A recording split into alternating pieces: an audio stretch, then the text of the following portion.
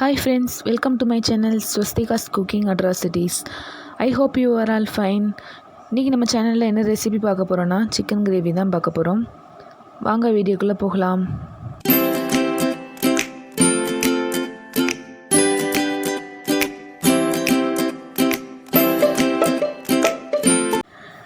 Chicken gravy செய்கிறதுக்கு நான் இன்றைக்கி வந்து 1/2 கிலோ சிக்கன் வந்து எடுத்திருக்கேன். நல்லா மஞ்சத்தூள் போட்டு நல்லா வாஷ் பண்ணி எடுத்திருக்கேன். சிக்கனை வந்து கிரேவிக்கு நல்லா மேரினேட் பண்ணி வச்சிடலாம். அதுக்கு ஃபஸ்ட்டு வந்து ஒரு 1/4 கப் தயிர் வந்து ஊற்றிருக்கேன். உப்பு தேவையான அளவு சேர்த்துருக்கேன். 1 ஸ்பூன் காஷ்மீரி சில்லி பவுடர் சேர்த்துருக்கேன். இப்போ இதை வந்து நல்லா மிக்ஸ் பண்ணிக்கலாம்.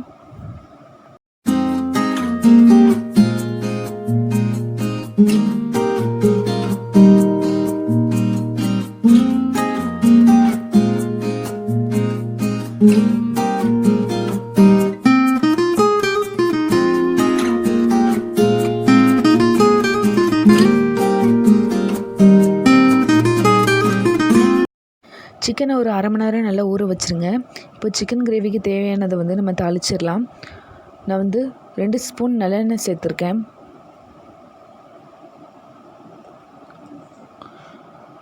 பொடியாக நறுக்கின பல்லாரி வெங்காயம் வந்து சேர்த்துருக்கேன். நான் வந்து இன்றைக்கி 3 சின்ன வெங்காயம், பல்லாரி வெங்காயத்திலே சின்ன வெங்காயமாக எடுத்து அதை வந்து நல்லா பொடி பொடியாக கட் பண்ணி சேர்த்துருக்கேன்.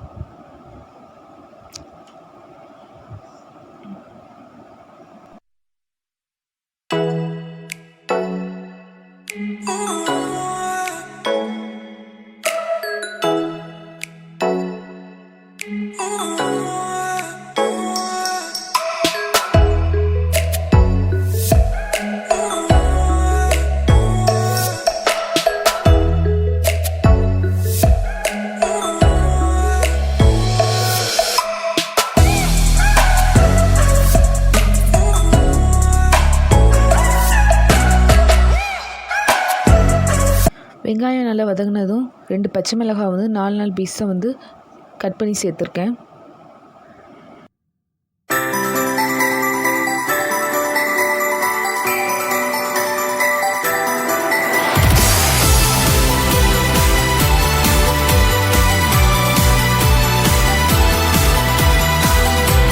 வெங்காயமும் பச்சை மிளகாவும் நல்லா வதங்கினதுக்கப்புறம் நம்ம வந்து தக்காளி சேர்த்துக்கலாம். நான் வந்து இன்றைக்கி சின்ன தக்காளியில் வந்து 2 தக்காளி சேர்த்துருக்கேன். ஏன்னா நம்ம சிக்கன் மேரினேட் பண்ணும் போது வந்து தயிர் ஊற்றி சேர்த்துருக்கோம். அதனால் வந்து தக்காளி கொஞ்சம் கம்மியாகவே சேர்த்துக்கோங்க.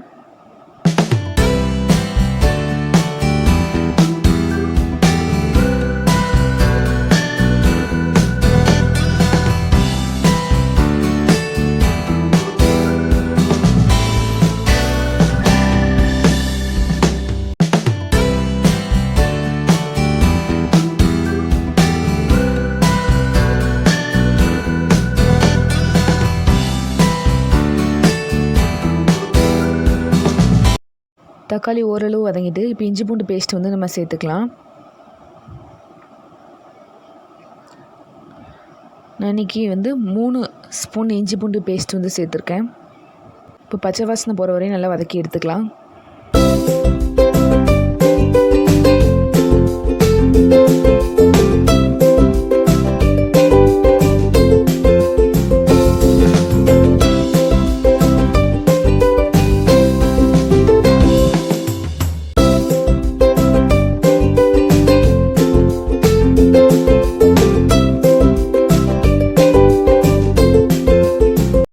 இப்போ கிரேவிக்கு தேவையான மசாலா பொருட்களை சேர்த்துடலாம்.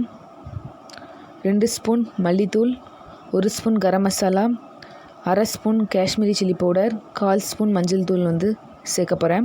ஏன்னா காஷ்மீரி சில்லி பவுடர் வந்து நம்ம மேரினேட் பண்ணும்போது 1 ஸ்பூன் சேர்த்துருக்கோம், மிளகாவும் சேர்த்துருக்கோம். அதனால் வந்து இதில் வந்து ஒரு 1/2 ஸ்பூன் மட்டும் சேர்த்துக்கோங்க.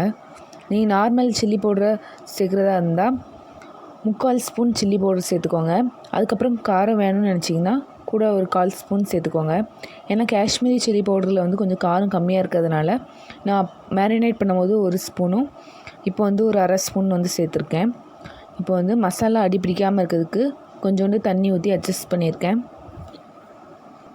மசாலாவோட பச்சை வாசனை போகிற வரையும் நல்லா வதக்கி எடுத்துக்கலாம்.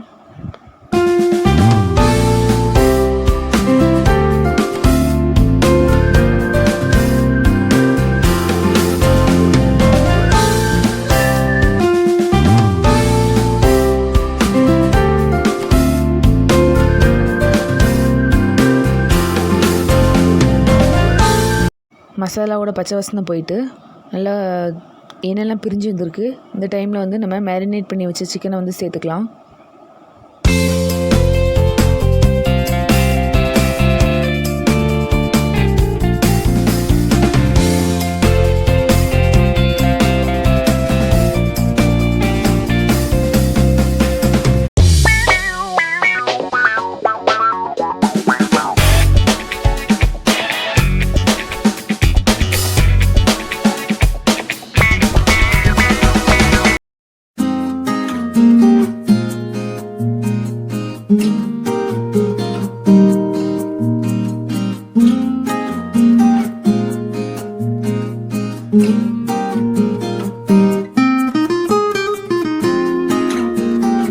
இப்போ மூடி போட்டு சிக்கனை நல்லா வேக வச்சு எடுத்துக்கலாம்.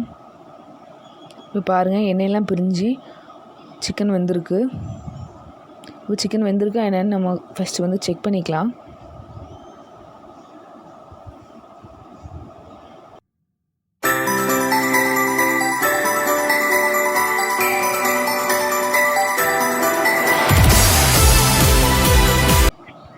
பாருங்கள், சிக்கன் வந்து 3/4 பதம் வெந்திருக்கு.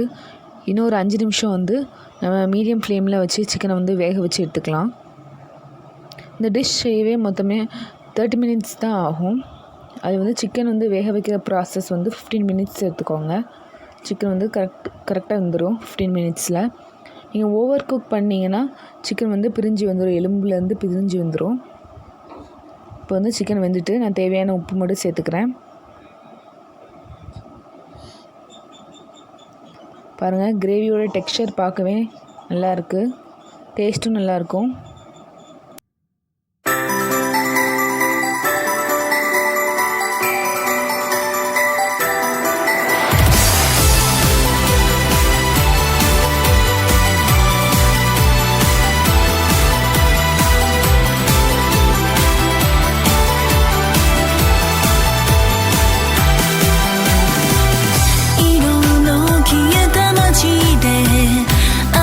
பாருங்கள், எண்ணெயெல்லாம் பிரிஞ்சு சிக்கன் கிரேவி வந்து ரெடி ஆயிடுச்சு.